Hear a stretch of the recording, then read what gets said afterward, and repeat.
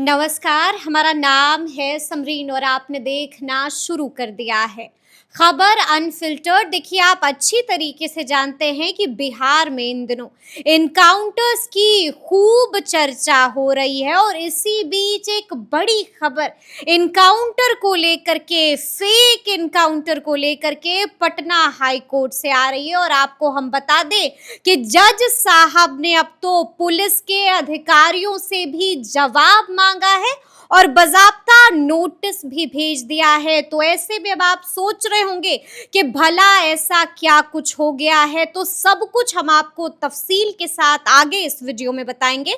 तो एक बार फिर से इस मुद्दे पर सीधी बातचीत करने के लिए हमारे साथ पटना हाई कोर्ट के जाने माने एडवोकेट देव प्रकाश जी हैं। सबसे पहले बहुत शुक्रिया बातचीत के लिए। जी धन्यवाद। धन्यवाद।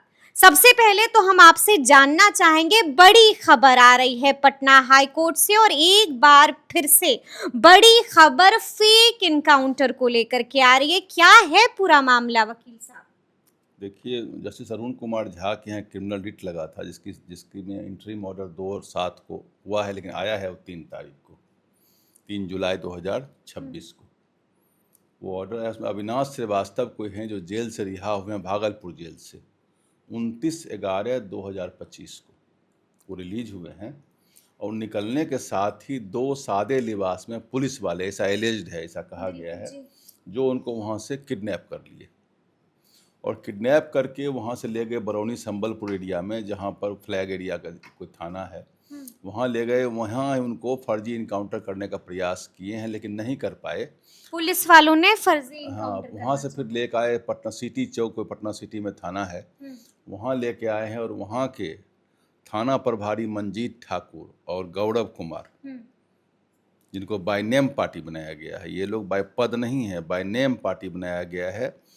और एक राजीव झा जो जेल सुपरिटेंडेंट हैं भागलपुर जेल के, सेंट्रल जेल के, इन 3 लोगों को बाय नेम पार्टी बनाया गया। ऐसा कम होता है कि भाई पद से पार्टी बनता है, ये बाय नेम पार्टी बने। बाय नेम पार्टी बनता है मतलब सजा होगी तो इनको बाय नेम हो, जो कि सजा व्यक्ति को होती है, सजा पद को नहीं होती। और इस पार्टी में home secretary government of Bihar, director general of police, IG prison, ये सब तो हैं, एसएसपी पटना, ये तो हैं ही। उनके बारे में ऐसा कहा गया, उनकी पत्नी पिंकी देवी ने केस की है कि हमारे पति को वहाँ से जब से ही जेल से रिहा हुए उनको वहाँ से किडनैप किया गया। किडनैप करके पहले बरौनी ले गया गया, बरौनी ले जाकर पटना लाया गया और पटना में 31 और 1 तारीख की रात में वो पटना सिटी के बगल में कोई आरओबी है, रेलवे ओवर ब्रिज है, वहाँ रात में ले जा करके उनके पॉकेट में कट्टा और कुछ खुली गोलियां रख दिया गया और एक कंपेल और डरा धमका के नहीं करोगे तो गोली मार देंगे, एक उनसे वीडियो लिया गया, कन्फेशनल वीडियो लिया गया और वीडियो लेकर के उनको इनकाउंटर कर दिया गया। इसके विरुद्ध में वो क्रिमिनल रिट में आए हुए हैं। कोर्ट ने प्रथम दृष्टया इस बात पर देख करके बहुत ही अवैख हुई, बहुत स्टॉक्ड हुई। उन्होंने तीनों जो जेल सुपरिटेंडेंट हैं भागलपुर के, राजीव झा, मंजीत ठाकुर एसएचओ ये पुलिस स्टेशन पटना, जो वहाँ सिटी पुलिस चौक वाले, चौक पुलिस स्टेशन पटना सिटी वाले, और कोई गौरव कुमार एसआई हैं, तीनों को बाय नेम नोटिस भेजने के लिए 2 सप्ताह के अंदर कहा गया। और इन लोगों को 4 सप्ताह के अंदर स्टेट को भी जवाब दाखिल करने के लिए हाईकोर्ट में शपथ पत्र पर कहा गया कि पारा वाइज रिप्लाई हमको अब सबमिट करिए, बिंदुवार जवाब दीजिए कि इसमें मामला क्या है। क्योंकि देखिए, ऐसी घटनाएं हाईकोर्ट के पास चली गई तो जो पदाधिकारी हैं, तो अब इनको इस्टेब्लिश करना पड़ेगा कोर्ट में कि इनकाउंटर सही है। चूँकि इनकाउंटर, मैंने पहले भी आपको कहा कि इनकाउंटर इलीगल चीज़ है, इनकाउंटर को लीगल सैंक्शन नहीं है, न क्रिमिनल लॉ में न कॉन्स्टिट्यूशन में। पुलिस को कोई अधिकार नहीं है किसी को किल करने का, एक्स्ट्रा जुडिशियल किलिंग करने का कोई राइट इनके पास नहीं है। वो किलिंग का पावर जो फांसी उसकी सजा होती है वो कोर्ट के पास में है।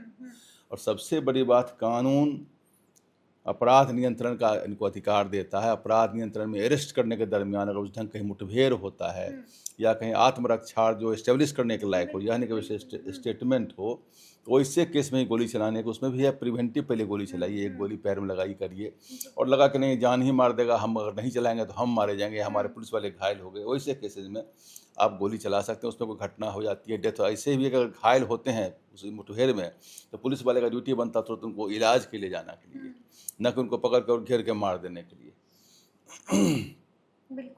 पुलिस के इस बारबरिक एक्शन के कारण सरकार की बार बार किरकिरी होती है। कोई भी सरकार प्रथमतः नहीं चाहती कि इस ढंग का काम हो। मैंने शुरू में ही एक बार आपसे कहा जी, जी।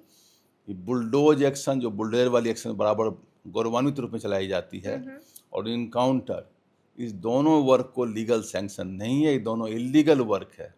स्टेट को भी अपराध करने की शक्ति प्राप्त नहीं है संविधान में, न क्रिमिनल लॉ में।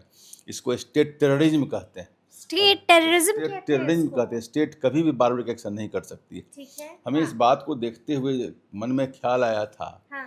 कि बिहार बहुत ही बदनाम रहा है कि बिहार में ब्लाइंडिंग केस हुआ था। भागलपुर जेल का ही मामला वो भी है जी, कि भागलपुर में 31 अंडर ट्रायल को आंख में तेजाब डाल करके एक नीडल से उसका आंख फोड़ दिया गया था।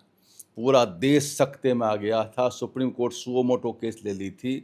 पीएन भगवती चीफ जस्टिस थे। काफ़ी उसमें पहली बार स्टेट को, राज्य को भी सीरियस लायबिलिटी कहते हैं, जिसको कहते हैं कि क्रिमिनल लायबिलिटी तो है ही, एक सिविल लायबिलिटी भी डाला कि आपको सबको कंपेंसेशन देना पड़ेगा, सबको इलाज कराना पड़ेगा, सबको कोई जीविका देना पड़ेगा, सबको मंथली पेंशन देना पड़ेगा। ये सारे चीज़ डिसाइड की थी सुप्रीम कोर्ट ने। और हम लोग उसमें 1979-81 की बात है, फोड़वा कांड, हम लोग उसमें पढ़ते थे। तो जहाँ कभी एग्जामिनेशन में कहीं जाते थे, इंटरव्यू में जाते थे, तो सब जगह ये सवाल आता था, बिहार के हैं जरा बताइए तो हम ब्लाइंडिंग कैसे जेल के अंडर ट्रायल को कैसे ये किया गया। उस समय जो एसपी थे बीडी राम साहब थे, जो बाद में एमपी भी बने झारखंड के, और जो इस केस का रहस्योद्घाटन किए, जो एक्सपोज किए, उसमें डीआईजी ललित विजय सिंह थे, जो बाद में आपको रक्षा मंत्री तक बने थे भारत सरकार में। और जो बच्चू लाल दास जेल सुप्रिटेंडेंट थे, उन्होंने भी एक्सपोज किया था।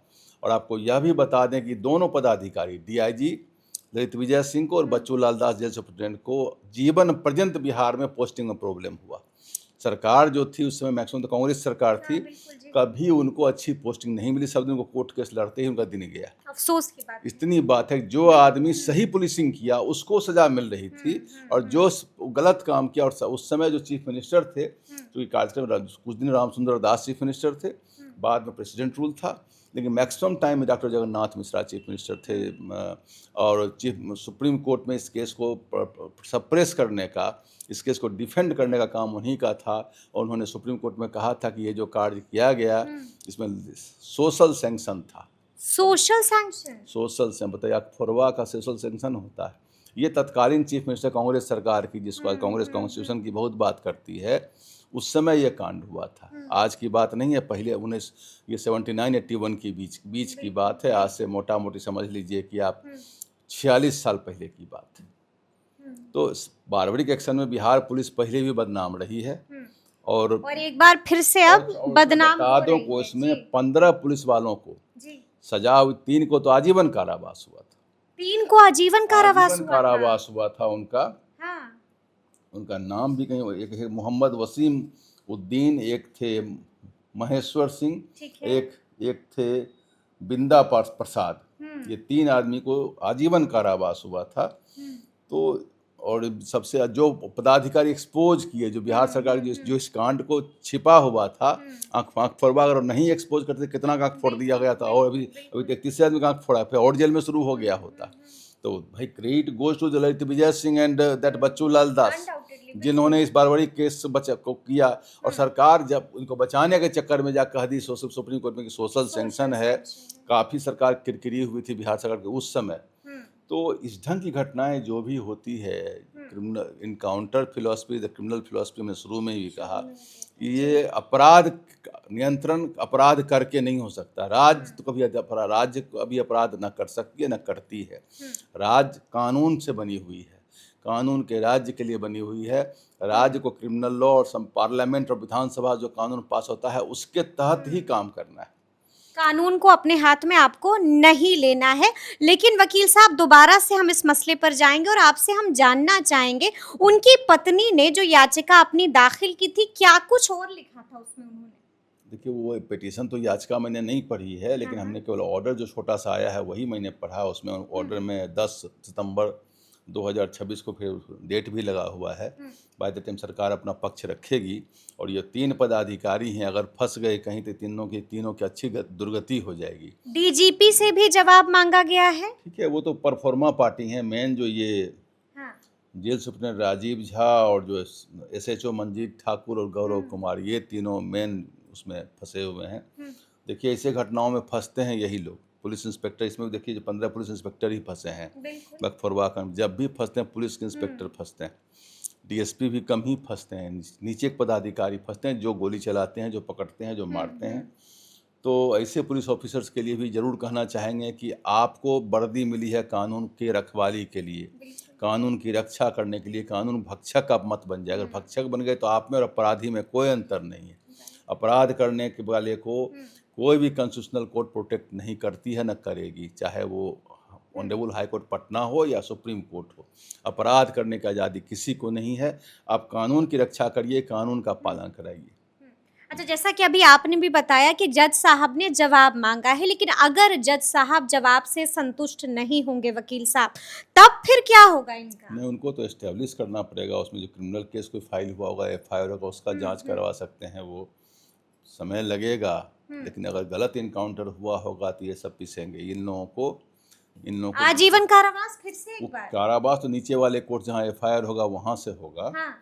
हाईकोर्ट से कारावास नहीं होगा। हाईकोर्ट लेकिन इस आदेश कर दे सकती है कि इसकी जांच ट्रायल कोर्ट में ढंग से करें। और इस ढंग की बातें जो होती हैं, ये इतना खराब है कि इसको कोई नॉर्मली, कि अगर कहीं से फेवर में भी कोई पदाधिकारी उनके हैं या कोई सरकार है तो बहुत दिन तक बचा नहीं पाती। क्योंकि आज निकल तो डायनेमिक एक्सचेंज करते रहता है।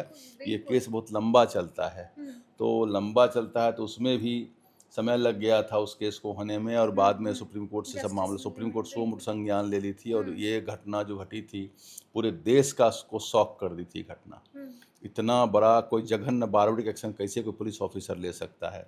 और ये तो इनकाउंटर वाली घटना जो है, ये 1 दिसंबर की घटना है।